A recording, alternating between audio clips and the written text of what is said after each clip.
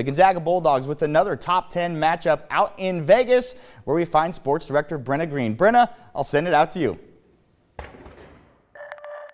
Thanks, Travis. Yeah, heartbreak for the Zags tonight. They fall 84-81 to Duke. They kept up in this game where I think they would say it wasn't the best outing they've had so far this year, and yet they still only lost by 3 points. How this game ended went like this. Chet Holmgren, fed by Drew Timme for the dunk with a minute left, makes it 78-77 Duke.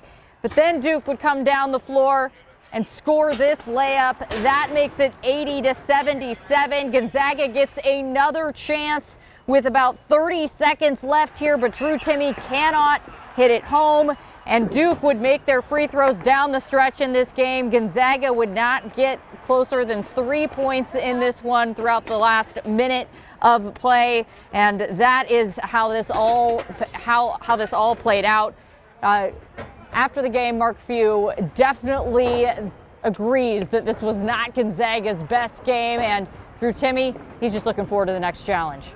I don't think we weren't as good as we usually are down the stretch. That game, there was a lot of missed opportunities, and I bet Coach would also say the same thing. I don't think they were quite as good as they usually are down the stretch of that game, but they ended up making one more play, and that was it. It was two Goliaths going at it, and they came out with their best shot. We came out a little flat, but I couldn't be more proud of this team, for withstanding that and be able to come back. And we felt like we had a chance to win that game at the end, and it was self-inflicted. We feel like so. We're a young team, and we're still learning every day, and I couldn't be more proud of this week. It's been a long week out here in Vegas, and we've done a good job handling ourselves and just staying focused. And it's not only going to be pretty, like I said earlier, but great learning experience. It's November. I mean, we haven't even got close to conference yet, so we got a long way to learn, but we're going to take the challenge, and we're excited for what the rest of the season has for us.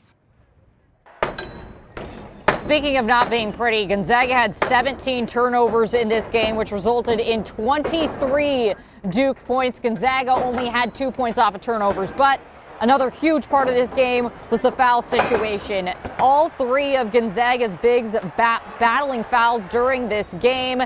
Drew Timme had 4. Anton Watson had 4. Timme actually had to come off the court for a significant amount of time due to his fouls. Watson had to play through them. Chet Holmgren had 3, including having 2 in the first half, so he sat out a significant portion of the first half because of those fouls. Julian Strawther ended up fouling out at the very end of this game. Zag's not making any excuses, though. That's just the way basketball goes sometimes, Everything's not sunshines and rainbows, and we had guys step up, Julian stepped up, Andrew stepped up, Anton stepped up. So it's a team game. It doesn't come down to one person. So, it's just next man up mentality. So no effect on me at all.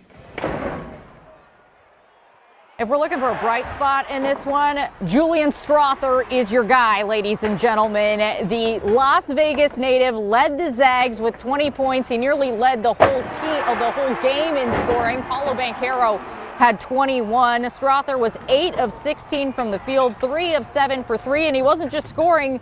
He had a double-double in this one, 20 points, 10 rebounds. Of course, I did mention that he fouled out, but that was kind of a thing that just happened at the end because Gonzaga needed to foul. Strawther was really appreciative of the moment. The beautiful thing about this team is that we have so many guys that can get it going offensively and get us through some rough patches. So, obviously in the first half, shot wasn't falling for a lot of guys, and the beautiful thing is that we all believe in each other, and even if I miss a couple shots, they're going to keep looking for me, and that's what really keeps me going. So they really showed a lot of belief in me after missing a few, and I got to believe in myself and my ability to keep shooting the ball. Gonzaga now hosts Tarleton State at home on Monday at 7 o'clock. Then they head to Seattle for battle in Seattle against Alabama, another big-time opponent. The hits just keep coming in this schedule. They've got a fantastic non-conference schedule. Alabama, probably the last super highly rated team they are going to see. Reporting in Las Vegas, I'm Brenna Green from 2 Sports.